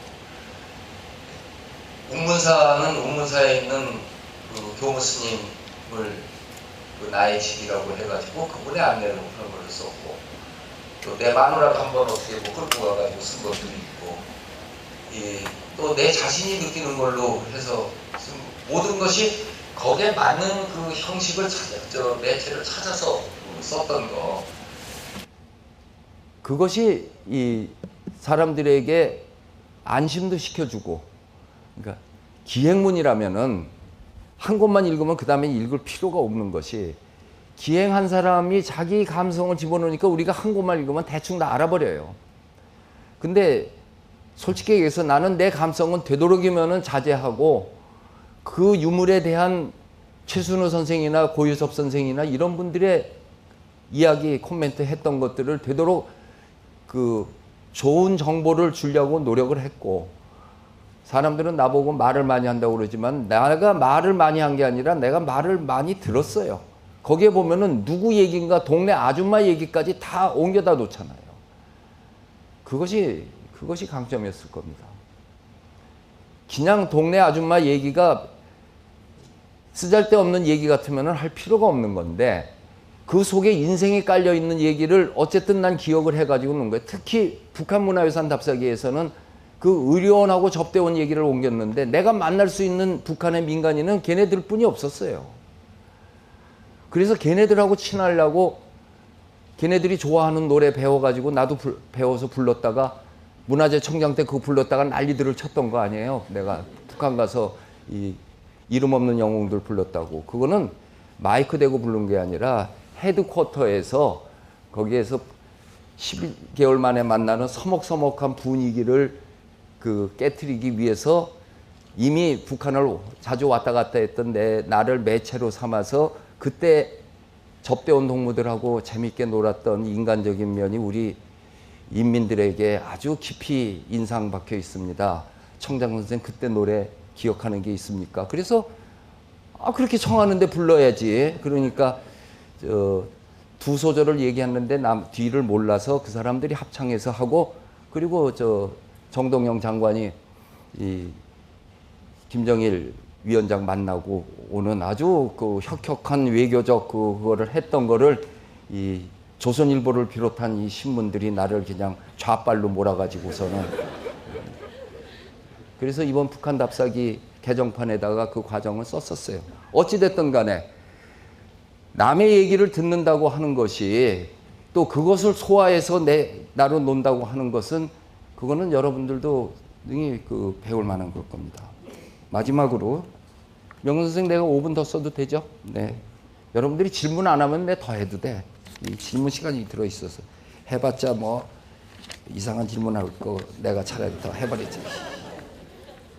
대중성과 전문성에 대해서 얘기하겠습니다. 내가 무릎팍도사 출연할 적에 얼마나 사람들이 쟤는 또 거긴 왜 나가? 이 소리 어마어마하게 들었습니다. 교수가 나갈 자리는 아니지. 점잖은 자리는 아니니까요. 하지만은 나는 그랬어요. 예능이 갖고 있는, 오락이 갖고 있는 저 전파력으로 난 내 문화유산을 전도하고 싶은 마음이 있었어요. 내 신앙은 한국미술사고 나는 한국미술사 전도사예요. 내가 평생 할 일은 그건데, 전도는 안 믿겠다는 놈도 붙잡아다가 내가 그 전도를 해야 되는 건데, 그게 무릎팍도사만 어떻고 히프도사만 어때? 거기에 시청률이 10% 20%가 된다는데 내가 나갈 수 있는 거죠. 나가서 반칙이죠. 오락 프로를 교양 프로로 만들어 버렸잖아요. 뭐라고 끼어들면은 그냥 기를 팍 죽여갖고 내 얘기만 계속 하나 나왔잖아요. 시청자는 근데 그걸 더 좋아했잖아요. 그래 그 MBC PD는 남 PD는 어떻게 이거를 더 끌어가라 하는데 강호동은 없어져서 이제 나하고 그만이 해버렸어요. 방송들이 맹목적으로 그냥 물에 빠져가지고서는 히히덕거리고 하는 그 저질스러운 행동을 가지고 웃기는 시대는 이미 끝났습니다. 나 1박 2일 나갈 거예요. 가서 이제 물에 빠지지 않고 1박 2일 얼마나 잘 재미있게 놀 수 있는가도 내 시범 보일 겁니다. 여기 기대해봐요. 언제 나오나. 이 대중성과 전문성을 얘기를 할 적에 사람들이 착각하는데, 전문성은 굉장히 고급 지식이고 대중성은 대중성은 낮은 지식이라고 생각하는데 천만의 말씀입니다. 대중성을 갖는다는 것은 전문적인 지식을 대중도 알아들을 수 있는 언어로 얘기하는 게 대중성이에요. 수준을 낮추면 안 돼요. 대중이 그러니까 어떤 미술사가가 내 책을 많은 사람들이 좋아한다고 했더니 그건 다 아줌마 부대가 좋아한다고 그래요. 그 아줌마 협회에서 그런 사람한테 왜 항의를 안 하나? 그 아줌마라고 하는 사람이 전부 대학 교수도 아줌마고 박사도 아줌마고 다 고등교육 받아 있는 가정주부들이에요. 그들이 왜 수준이 낮습니까? 한국 사람들이 책을 안 읽는다고 그랬지만 읽을 책은 언제 지들이 써줬어요? 독자 입장에서 그렇게 소리칠 수 있는 겁니다. 전문적인 지식을 우리도 알아들을 수 있는 얘기로 써줬을 적에 우리가 흔쾌히 사는 거지, 전문가끼리 통하는 거는 니들 속에서 얘기하지 왜 우리들까지 강요를 하고, 그리고 왜 우리들이 아줌마라고 이렇게 비하받는 그러한 걸로 쓰고 있느냐고 항의할 만한 겁니다. 인문학이 위기고 인문학이 뭐 멸시를 당했다는 거, 인문학자 자신들에게 먼저 물어봐야 되는 그런 부분입니다. 당신이 평생 공부한 거를 대중과 나누어 쓸 생각을 했다면은 혼자서 좋은 논문을 썼다라고 학술원 상 받을 생각만 했지, 또 학술지에 실려야지 대학에서 점수를 많이 주는 제도만 있었지, 문화유산 답사기 쓴 거는 교수 평가에서 1점도 안 줘요. 안 주거나 말거나 해. 쫓겨나면은 내 마음대로 또 살면 되지. 나는 내 배짱으로 그냥 쓰고 있는 거고, 이 제도가 그렇게 돼 있어요. 그 말이 안 되는 평가인데도 저 대학원 졸업한 애가, 내 제자애가 학술지에다 하나 쓴 거는 100점 줘요. 평점을. 이 사회 분위기를 그렇게 만들어 가 있는 것이 대중성에 대해서 대중화한다고 하는 거는 저질화되거나 수준이 낮다는 인식이 있었기 때문에 우리들이 갖고 있는 독서 풍토에 그런 거가 생긴 거고, 그리고 이 인문학에 대해서 많은 사람들이 그리워할 적에 그때 이것이다라고 내놓는 거가 어느 날 갑자기 나오는 건 아닙니다. 전문적 지식을 전문가, 한국미술사학회에서 한국미술사 발표하는 거는 쉬워요. 아주 쉬워요. 하지만은 그 전공하지 않는 사람에게 그걸 설득하는 거는 그건 전도죠. 정말로. 이와 같이 있었던 얘기를 정리해서 말씀드리면은, 글을 쓰는 거하고 인생 사는 거하고 마찬가지입니다. 여러분이 하고 싶은 걸 하십시오. 그리고 그것이 쓰고 싶은 거를 나중에 기회가 되면 쓰십시오. 하지만은 글을 쓴다고 했을 적에는 남보다 뭔가 다른 사고가 있고 자기가 갖고 있는 내공이 있을 적에 글 쓸 자격이 있는 거죠. 서푼어치도 안 되는 자기 감상을 얘기하는 것 같고 남도 괴롭힐 이유는 없는 거예요. 그건 자기 혼자 고민하면 그만이지. 인쇄할 필요 없는 거죠. 사회적 형식을 갖겠다고 했을 적에는 사회적 가치가 갖는 거를 책임을 져야죠. 그건 저자의 윤리입니다. 그것이 지금 대학의 선택, 과선택에 있어서도 지금 재고해보고 빨리 전과할 사람들 전과하세요. 괜히 간 과 있잖아. 그냥 저 점수 때문에. 그거 포기해버리고 앞으로 인생을 살 적에, 내가 국어선생 꼬임에 넘어가서 미학과 갔을 때 우리 어머니는 3박 4일을 울었어. 1박 2일도 아니야. 요담에 굶어 죽으려고 그과 갔다고. 나도 뭔지 모르고서는 갔으니까 못하게 설명을 못했죠. 그러나 나는 예술평론을 하고 싶었고, 또 예술평론보다도 더 정확히 얘기하면은 영화평론가가 되면 맨날 영화 보고 좋을 것 같아서 내가 그거 하려고 그랬어요. 어떻게 노는 것과 일하는 것을 합치해서 살 수 있는가를 연구했더니 영화평론 이상 좋은 건 없을 것 같더라고. 수업 시간에 도망가서 뭐 영화나 보고 그 해왔던 그 습성이 있으니까 그거는 뭐 배우 이름 외고 뭐 해서 쓰면 쓸 수 있을 것, 공부하면 할 것 같아서 했다가 이제 이렇게 됐는데, 어쨌든 내가 좋아한 걸 했기 때문에 나는 실패했어도 후회 안 했을 거예요. 그리고 나 자신을 그래 내가 남들 같은 것은 이루지 못했지만 그래도 내가 해보고 싶은 걸 했어라고. 예. 더 얘기하고 싶은데 해도 돼요? 여기 부국재단의 이 직원이 여기 와 있는데 부국재단 이사장이 부국강철의 남상규 회장이에요. 나하고 대학교 동창이에요. 국문과였고 서울물리대에서 나오는 형성지 편집장이었어요. 나는 그 형성 기자 시험 봤다 떨어졌어요. 근데 걔는 그 시험 봐서 붙어서 그 편집장, 학생 편집장을 했어요. 그리고 그때 그 학교는 조그매가지고 어느 과에 미학과가 10명 정원했다가 나중에 5명 됐어요. 국문과는 20명이고. 그러니까 어느 과에 누가 있는지 다 알죠. 도시락도 같이 먹고. 근데 그때 창작가 위평과 문학과 지성이 그 개간지가 나와가지고 나오면은 이제 새로운 시들도 발표되면은 읽고 소설 읽고서는 같이 뭐 느낌 얘기하고 그 방영웅의 분 얘기, 똥예 얘기가 어떻고 또 시인지의 김지아가 쓴 황토가 어떻고 이런 얘기를 할 적이면 나는 얼만큼 내가 노력하면은 상규만큼 이야기를 할 수 있는가에 그 컴플렉스가 어마어마했어요. 내 목표가 걔만큼 보는 거였어요. 그러다가 그 남상규는 사업으로 해가지고 또 집안에서 그 강요 받은 것도 있어서 철강 회사를 했어요. 그리고도 회사가 잘 됐어도 자기가 하고 싶은 거가 남아 있어서 다시 국문과 대학원도 다닌 걸로 알고 있어요. 논문을 안 썼을 거예요. 그러다가 이것 두 가지를 했다가는 안 되겠다 해가지고 이제 그쪽은 포기하고 그 대신에 부국문화재단에 그림도 사고 해서 뮤지엄도 준비를 그렇게 하곤 했어요. 근데 어느 날 동산망 화랑에 암흑에 전시하는데 자기 서울 오는데 잠깐 볼 수 있냐고. 그래서 갔더니 이 보재기를 하나 갈 적에 이건 나는 더 이상 필요하지 않는데 네가 필요할 거라고 이렇게 주는데 전부 미학과 문학 평론에 관한 원서 10권을 이제 나한테 준 거예요.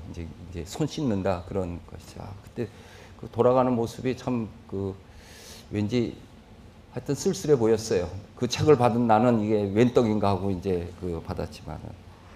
그래서 그분이 자기가 갖고 있었던 그런 문학적인 소양과 이것을 실현을 어디 가서 해볼까라고 생각하다가 결국은 그 말썽났던 많았던 산풍이 갖고 있던 여미지를 인수해서 지금 제주도 여미지의 식물원을 아름답게 가꾸는 그 작업을 해요. 이 상규가 나처럼 가난한 집 아들이었으면 문학에 성공했을 텐데 그 집안에 가업이 있어가지고 사업으로 옆에서 보면은 상규는 굉장히 잘 나가고 있는 사업가고 여미지 같은 것도 가꾸고 부국문화재단이라고 하는 것을 갖고 있고 광주를 위해서 또 이번에 뭐 말할 필요도 없겠지 뭐 디자인 비엔날레 할 적에도 도네이션을 몇 억 했을 거고 이렇게 하면서 살고 있어요. 근데 그의 가슴 속에는 하려던 문학을 못했던 것은 끝까지 남는 거야. 이거. 성취하지 못했어도 성취를 했어도 자기가 하고 싶은 게 남아있을 적에는 끝까지 그것이 자기 인생에서 한 번은 자기를 붙잡는다. 여러분들께서는 지금 뭐 어차피 입학했으니까 그대로 살면 되지만은 뭐 꼭 극과 출신이 글로 가는 것만은 아니잖아요. 정치과 출신이 정치하는 거 아니고 기술직 아니고 나서는 뭐 남자든 여자든 자기가 하고 싶은 것 그것을 꼭 꿰어차고서 그다음에 그거를 실현하기 위해서는 남다른 노력이 있어야 되는데 동시대 사람들과는 다른 남다른 노력이 있어야 되는데 그 중에 하나가 오프라인 문화를 우습게 보거나 버리지 말라는 거죠. 그거는 온라인 문화의 뿌리로 작용하고 있는 것이었기 때문에 그것이 있다는 전제하에서 온라인 문화를 진화를 했을 적에 더 큰 힘을 갖는다 하는 내용이고, 읽기와 쓰기를 합쳐서는 무엇을 쓰겠다고 하는 마음이 있으면은 그거에 대해서 10년, 20년의 내공을 쌓은 다음에 쓰시고, 아니면은 그냥 성실하게 살다가 20년, 30년 지났을 적에 내가 살고 생각했던 것이 사회화시킬 필요가 있겠다 싶을 적에는 당신들이 원하는 바대로 쓰면은 그것이 또 베스트셀러가 될 수 있는 것이지, 베스트셀러를 겨냥하면서 해갖고 된 사람은 없었을 겁니다. 나처럼 원고료 안 받고 쓰는 것이 오히려 빨리 가는 길일런지도 모르겠습니다. 특별한 주제가 세상에 이렇게 어려운 주제에 내 강연해 보긴 처음인데, 그래도 내 얘기를 섞어가지고 또 여러분들에겐 내 자신이 노출하면은 흉이 될 수 있는 부분, 또 자기 과시를 했다라고 또 기자가 그냥 거기다가 이렇게 초치면은 또 깎여지는데도 불구하고 어차피 그게 아니면 설득력이 없어서 모든 것을 무릎팍도사보단 덜 까발렸네. 거기서는 뭐 마누라 연애하던 얘기 펜던트까지 보여줬는데 그거에 비하면은 아주 조금만 보여준 거고, 요 다음에 다른 기회에 만나기로 하고 제 강연 여기서 마치겠습니다.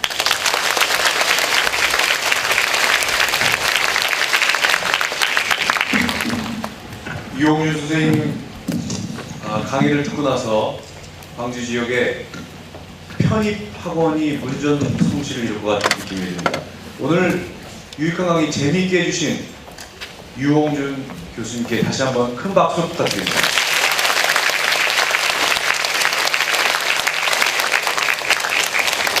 잠시 뒤에 유홍준 선생님과 질의응답하는 토크쇼 시간을 마련하겠습니다. 오늘 참석해 주신 여러분 중에 혹시 유홍준 선생님께 질문이 있으시면 해주시기 바랍니다. 질문을 해주신 분에게는 유홍준 선생님의 국보순례를 선물로 드립니다. 앞에 애 앞에 계신 저기 저는 그냥 어설거든요. 이해는요. 선생님이 쓰신 이번에 책에 내 마음속의 문화유산 중에 세 번째 산사가 들어있었잖아요. 네.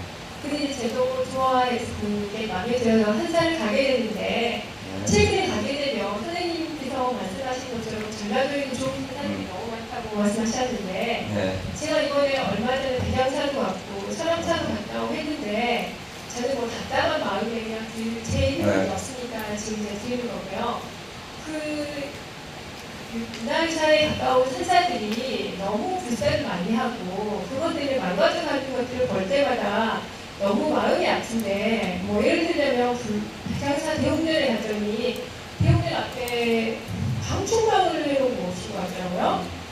그리고 이번에 사암사 갔는데 제가 10년 전에 갔을 때 그 아름다운 사암사를 보면서 내 부심이 여기서 살아있구나 하면서 제가 문자로서 가야 될 길이라고 생각을 했었는데, 이번에 가서 보니까 너무 그 현대식 저기들이 주렁주렁 늘어져 있는 걸 보니까 너무 가슴이 아픈데, 선생님께서는 힘이 계시니까 그런 좋은 산사를 지킬 수 있는 조계동이나 높은 분들에게 좀 알려주시면 된다고 부탁드리고 싶습니다. 네. 저도 같은 마음이고 또 그것 때문에 얘기했는데, 특히 서남사의 경우에는 태고종 주제하고 조계종 주제하고 같이 지금 공전을 하고 있는데, 그러면 연등만도 다 치워도 괜찮을 텐데, 혹시 인터넷으로 들어가시면은 한 달 전에 1700년 불교 유산을 어떻게 보존할 것인가 라고 하는 주제 강연을 제가 한 것이 전문이 실려 있습니다. 유홍준 총장이 스님들에게 보내는 쓴소리 해갖고 나와서, 문화유산 당신들 보존한다고 얘기했을 적에는 문화재청에서 뭘 해줄 거 기대하고서 나보고 주제 발표하라고 그러는 것 같은데, 천만의 말씀이라고. 그 집을 지키는 거는 살고 있는 당신들의 문제라고. 당신들은 안목이 개판이기 때문에 저 집이 개판이 돼버립니다. 세상에 상사가 갖고 있는 아기자기한 그거를 우리가 그렇게 노래했는데 어디서 돈 받아갖고 와서 폴클레인 한번 갖고 들어오면은 무슨 연명장 만들어서 줬구나 하려고 이렇게 팍 해서 이 형질을 다 변경시켜버리고 이상 꽃 갖다 꽂아놓고 그리고 그게 멋있다고 생각하는 당신들의 암묵이 문제다. 이 문화재청에서 할 수 있는 것은 국보보물, 국가문화재로 지정된 것에 대해서 망가지지 않고 보수하는 거고 지금도 살고 있다는 건 굉장히 중요한 건데 그 사람들이 문화유산에 대한 또는 어떻게 해야지 현대적인 것과 전통적인 것이 갖고 질 수 있는가 이런 거에 대해 가지고 안목이 있을 적에 그게 피어나는 건데 그걸 남이 해준다고 생각하는 데에서 문제가 있다 하는 그 얘기를 해왔어요. 아마 그런 얘기를 저한테 질문하는 거와 동시에 인터넷으로 그냥 악플을 띄워버렸어요. 어떻게 이게 당신네들이 이렇게 지저분하게 할 수 있느냐 하는 거를 민중에 항의해야 됩니다. 그건 우리의 자산이기도 하기 때문에. 사실 제가 추진하다가 못다한 것에 하나가 이 조계산과 지리산에 있는 산사를 유네스코 세계문화유산으로 등재하는 준비를 했습니다. 근데 그 준비를 한 것이 이제 그거 할 적에는 굉장히 섬세하게 해야 되는데 하면은 돼야 되는데 엮어서 하면은 돼요. 조계산에 있는 선암사, 송광사하고 보성강에 있는 태안사하고 화엄사, 천은사, 영곡사, 실상사, 쌍계사까지 해서 하면은 그건 틀림없이 됩니다.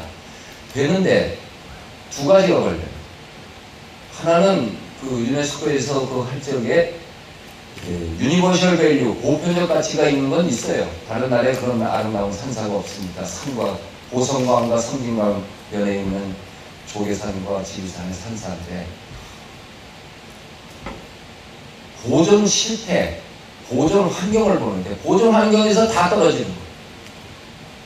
그 앞에 있는 여관하고 그 가게방들을 이걸 다 정비를 어떤 식으로 해야지 가는 거예요. 제주도를 유네스코 세계유산으로 등재시키는데 가게 한 집마다 400만 원인가? 400만 원씩 줘서 간판을 갈게 했습니다. 그러지 않고는 그 간판 거는데 아마 700만 원 드는 거를 어찌됐든 간에 정부에서 반 주고 반은 본인이 부담하는 걸로 해가지고 그냥 너덜너덜한 거를 다 바꿔야 되는데 이런 것에서 우리가 걸려버리고 그 다음엔 또 하나는 이제 그것만 하면은 되는데 그 옆에 있는 우리 저건 왜 뺐냐 왜 전라도만 갖고서는 하느냐 이런 게 들어오는 바람에 그 합의를 만들어내기가 참 힘들어 있다가 또 책임자의 의지가 내가 나오게 되니까 이게 틀에 올려놓고서 나왔어야 되는 건데 거기까지 못했고 어차피 그거는 해야 될 겁니다. 그것이 그렇게 됐을 적에 더 그 문화관광적인 가치보다도 이 국제적인 그 감시 속에서 보존이 더 잘 될 수 있으니까 안 할 얘기까지 다 했습니다만은 남도의 산사는 여러분들이 너무나 일상적인 것이기 때문에 저게 그렇게 가치 있을까 이렇게 생각하지 마시고 교토에 가면은 뮤안지에서 기요미즈데라 하는 절들이 전부 유네스코 세계문화유산으로 등재됐는데 그게 하나하나가 등재된 게 아니라 교토 다운타운에 있는 16개의 사찰을 묶어서 된 거예요. 그러니까 이 송광사하고 선암사하고 하나 가지고는 안 되고 거기에 있는 거 10개 정도를 묶으면은 되는데 저 십상사까지 넣으니까 백양사는 왜 빠졌냐고 그러고 또 대형사서는 우리가 뭐가 부족하냐고 그러고 이 동네가 넓어지고 나니까 어떻게 할 방법이 없고 그렇게 됐으건 일단 그렇게 해서 놓고 나중에 그 라인을 확장을 한다든지 에어리어를 넓히는 작업을 해서 가면 되는 거거든요. 아무튼 관심 가져서 고맙고 이런 얘기들이 잘못된 걸 봤을 적에는 적극적으로 얘기해야 됩니다.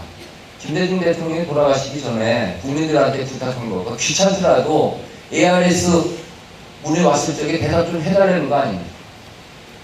그러니까 쓸데없는 사람은 대답해서 그쪽에 프로테지 올라가고 진짜 우리 좋은 마음 가진 사람은 귀찮아서 안 해버렸을 적에는 민주화에서 문제가 있다고 어른이 그런 얘기한 거와 똑같아요.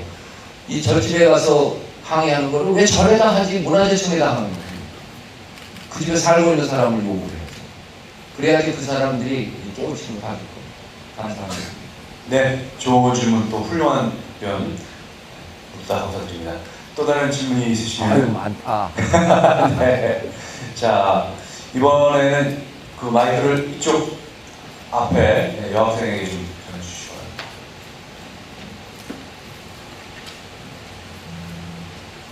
바랍니다. 안녕하세요. 저는 자율전공학 1학년에 재학 중인 민별이라고 합니다. 교수님 오늘 강의 잘 들었는데 이제 오프라인에 대해서 강조를 하시잖아요. 근데 제가 궁금한 건 신문의 객관성인데요. 강의를 해주시면서도 조선일보와 한겨레에 대한 비교를 해주시면서 두 신문을 읽고 균형성을 파악해야 한다 이렇게 말씀을 해주셨잖아요. 근데 제 생각에는 물론 기자가 가진 자신의 생각도 있지만 그걸 쓸 때 객관성을 완벽하게 추구하지 않지만 객관성을 가져야 한다고 생각을 해요. 근데 이 지금 하고 있는 이 신문사들의 객관성이 잘못되고 있는 건지 아니면 올바르다면 신문사에서 말하는 그런 객관성이란 게 무엇인지 그게 궁금합니다. 네. 따끔한 그 질문을 해주셨는데 이 객관성이라고 하는 거에 대해 가지고 사실을 보도하는 거 신문이 사실만 보도하는 게 아니란 말이에요. 거기에 기사를 선택하는 것 자체가 판단이 들어가는 거예요. 주관적 판단이 들어가는 겁니다. 그렇죠? 이거를 작게 취급할 거냐, 취급 안 할 거냐, 또는 크게 해설까지 붙일 거냐 하는 것 자체가 벌써 판단이 들어가는 건데요. 그리고 아까 모두에 말씀드렸듯이 세상이 이상하게 좌우로 가르는 것이 심화되면서 또 그는 언론이 자초한 것도 있습니다. 자기의 색깔을 분명히 하기 위해 가지고서 보수의 색깔을 더 내고 진보의 색깔을 내고 또 그렇게 표방함으로써 자기네들의 고정 독자도 확보해 가고 해왔던 것이기 때문에 어느 한 신문만을 가지고서 얘기했을 적에는 그 신문에 나는 절대 안 빠져요. 나는 내 판단을 가지고 이제까지 살았던 걸로 야 얘들이 또 이 문제를 가지고 이렇게 과장을 하는구나 이렇게 얘기를 할 수가 있는데 여러분들의 경우에 그런 판단이 흐려질 수 있으니까 두세 개를 같이 봤을 적에 훨씬 더 객관성을 가질 수 있다라고 하면서 삼성전자와 MS의 관계를 같은 보수 신문이면서도 이렇게 다르게 시각을 하고 있다는 그 얘기까지 제가 들어서 말씀드린 거였습니다. 그러니까 오프라인 신문이 만능이 아닌 거죠. 어느 거 하나 잡았다고 해가지고 거기에 있는 것이 다 객관적이고 기사라고 했을 적에는 기본적으로 객관성을 염두에 두는 거지만은 이 기사의 밸류를 어떻게 두는가 자체에도 주관성이 들어가는 거고 그것을 해석하는 데는 더더욱 그런 거가 들어가는 겁니다. 그 대신에 그런 줄도 모르고 그냥 이 온라인에 뭐가 어떻게 됐다라고 하는 것만 지나가는 거 그것을 보는 거하고는 전혀 다른 차원을 볼 수가 있죠. 그러니까 온라인에서는 무엇은 무엇이다라고 얘기를 해놓은 거가 그냥 팩트를 해놓는 것이 그게 과연 객관적인 기사만 띄었다라고 얘기하기에는 힘든 것도 있어요. 그러니까 신문이라고 다 믿지 말라 이겁니다. 이 신문에는 반드시 그 신문이 갖고 있는 사시라고 하는 우리 신문은 이 정치적으로, 경제적으로, 문화적으로, 외교적으로 더 나아가서 보면은 언제 대북 문제에 있어서는 아주 다양합니다. 난 그것 때문에 여러 신문을 보는데 어떤 팩트가 하나 있을 적에 지금 우리가 대북 문제가 닫혀 있잖아요. 이 닫혀 있는데 이것이 열리기를 희망하면서 쓰고 있는 신문하고 이게 이대로 그냥 고착되기를 원하는 신문에서 그 남북관계를 쓰는 거하고는 전혀 다릅니다.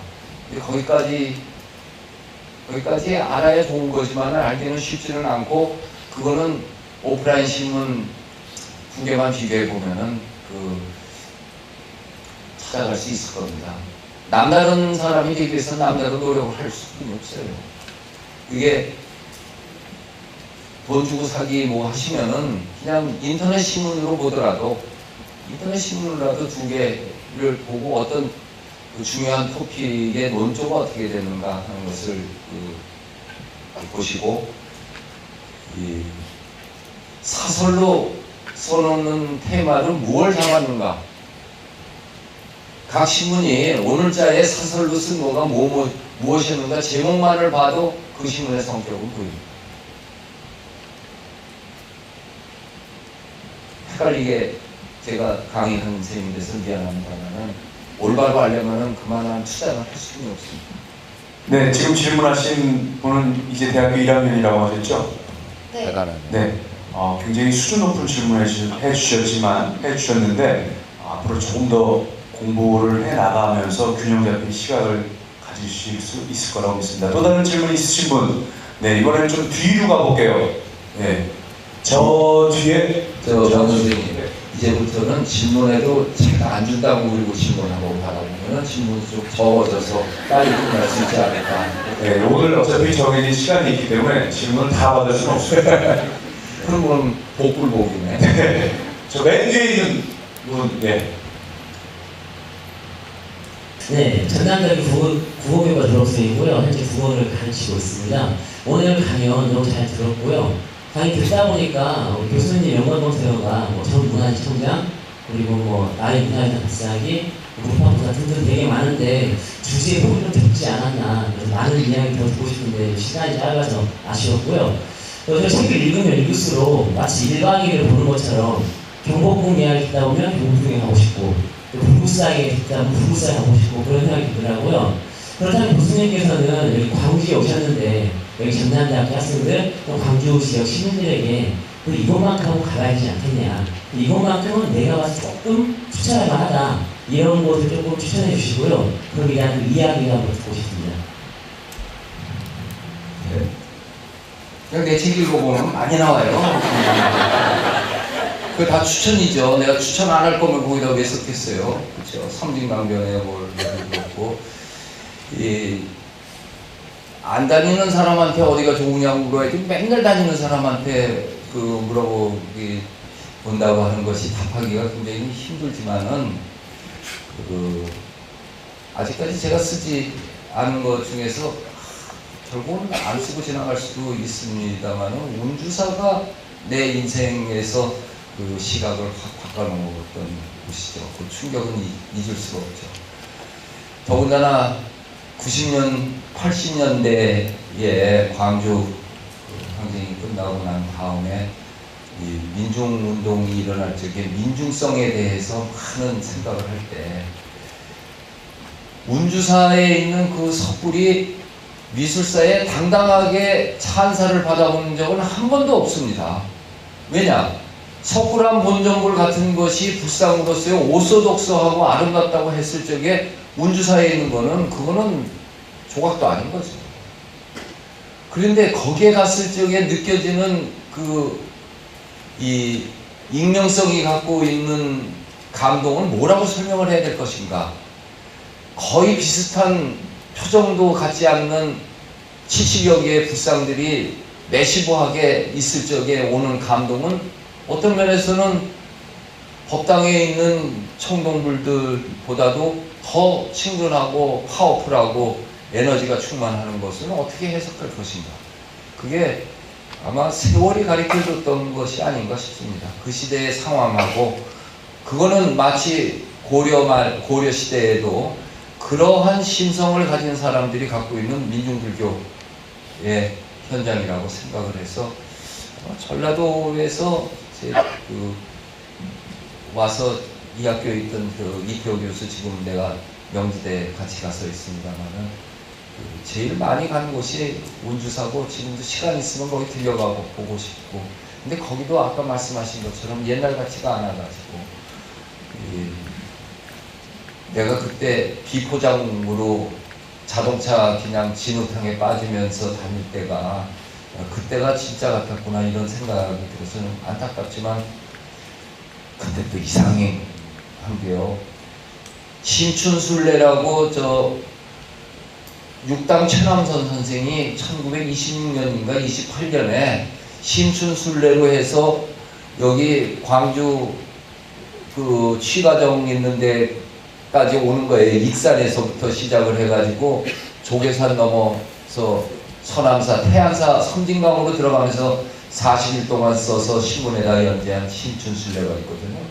그때 서남사를 쓰는데 나는 그렇게 서남사가 천연으로 좋다고 그랬는데 지금 순천에서 서남사로 온다고 신장로길이 한창이어서 이 조용한 자연을 깨질 것 생각하니 가슴이 철렁 내려앉는다. 그렇게 썼어요 그 당시에는. 그러니까 저거야. 맹자 시절에 요새 애들 말 안 듣는다가 2500년 두고 말 안 듣는다 옆에 내려온 것처럼 그 옛날로 갈수록 더 이 고즈넉하고 자연스러운 그 아름다움을 가졌었던 건지 모르겠어요. 어찌됐든 간에 지금 사람들은 있는 티를 내기 위해서 저렇게 하고 있는 건데 하도 없이 살았으니까. 근데 여러분 세대 되면은 그거를 다시 원위치시키는 일들이 다시 주어지지 않을까 그런 생각을 해보고 여러분들에게 오히려 기대를 겁니다. 질문에 대한 답은 나는 운주사입니다. 가보세요. 네. 누가 절간하고 달라요. 시간이 많으실 때 가보시기 바랍니다. 나중에 돈이 생겨도 시간이 없어질 때가 있을 것 같으니까요. 네, 감사합니다. 오늘 이렇게 귀한 시간 내주셔서 우리에게 유익하고 또 재미있고 감동적인 이야기 또 강연을 들려주신 유홍준 교수님께 큰 박수 부탁드립니다.